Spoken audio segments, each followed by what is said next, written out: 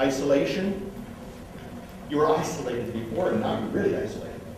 You're in an Iowa farm with a bunch of love bombers. Where will you go? Into the wilderness. So you become dependent on the group.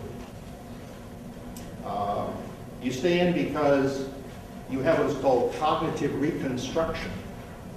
I like that. They take your brain and they rework it. Change your priorities, make you think differently. And it works. Substitution, you no longer are my brother because you belong to the group, right? And now you're their brother. So some organizations like the Witnesses will call you a brother. Welcome, brother. Steve. Hi, Sister Shirley. I thought that's what my union did. I'm really in trouble. It's yeah, you belong to a cult.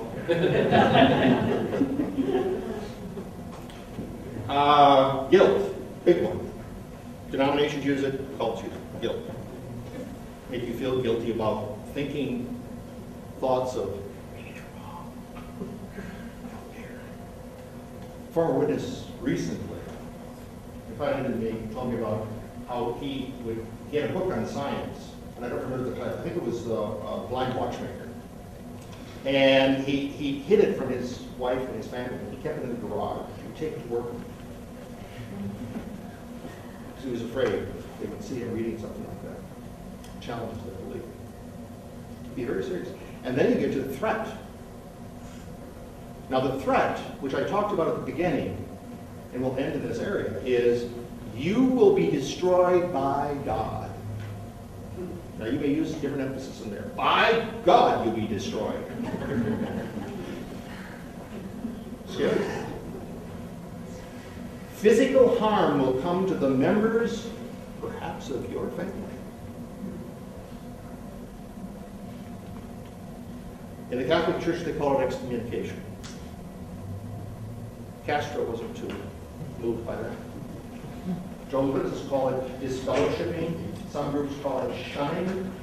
But what they essentially mean, they're moving you out of the group, and I don't think we can talk to you anymore. You bet. He's a Toastmaster. He'll not do it.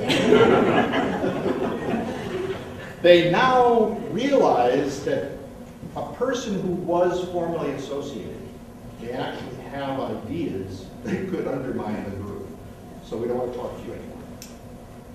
We don't want to associate with you anymore. You could be corrupted. And so you're removed. In fact, in some families, they will only talk to members of the families about business things of the family. They're not invited to any kind of family gathering. Of course, among Jehovah's Witnesses, there aren't too many that are in terms of celebrations. No Christmas, no birthdays, none of that. So I guess you didn't get caught too much anyway. In that sense. So, these are the things that keep you in the group. I've often said that the word Paul used in Hebrews when he was talking about faith, faith is the assured expectation of things hoped for, though it's a reality not beheld. Should have been fear, because it really is fear. Fear of the unknown. Religion's role, remember, is to comfort people. It is to remove fear of one type and replace it with another, though they don't know that at the time, and to create an emotional dependence on the group, religious group. You cannot get a person out of religion through, in most cases, intellectual or rational approaches. You have to approach it in terms of the things that they value emotionally.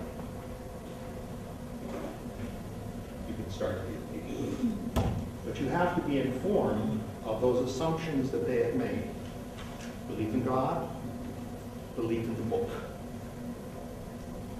Don't attack the organization. Don't attack the sacred leader. Ad hominem attacks never work in debate, and they don't work in religion. it can drive them back in rather than bringing them out. Try to show them love and support. Try to give them an opportunity to see that the threats that they're being offered over here can be countered over there. And that's the best thing that you can do for a person who's in a denomination or enjoying the sects. Thank you.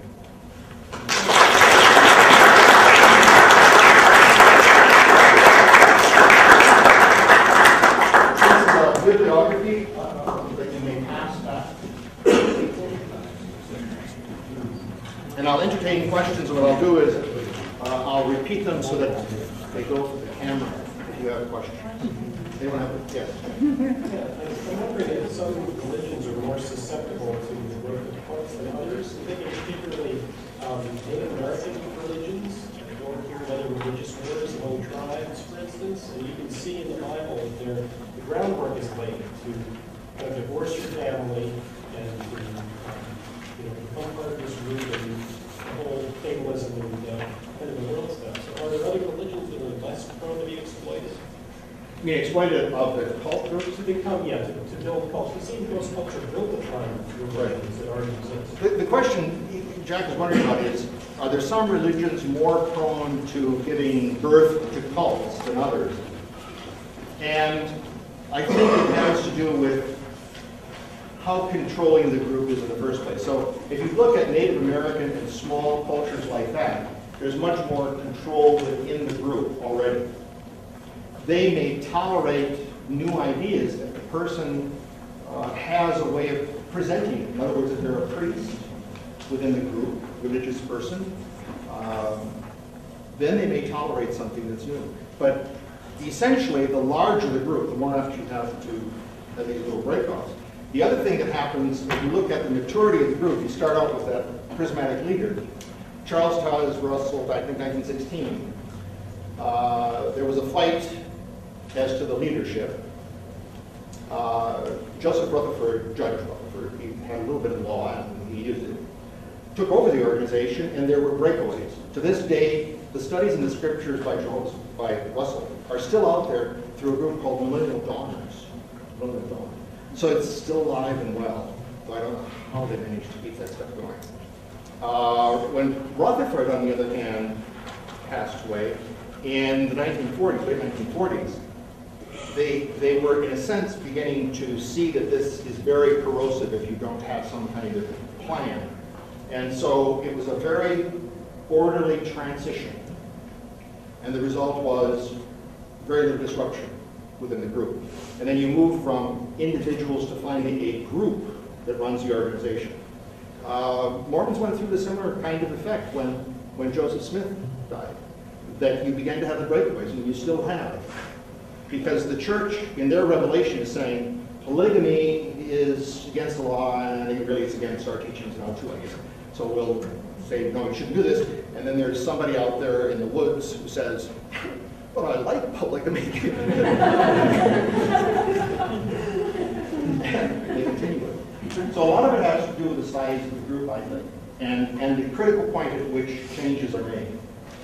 The Catholic Church has been really good at doing work in this area. I mean, they obviously had their Martin Luther, big time guy. But if you take mystics and the spiritually oriented people, they were very close to breaking off the church. And the church didn't really know, how do you deal with St. Francis of Assisi? You know, this guy's nutty, running around nude sometimes. So we give him a blessing, tell him you can start your own little monastery over here, just keep the walls high.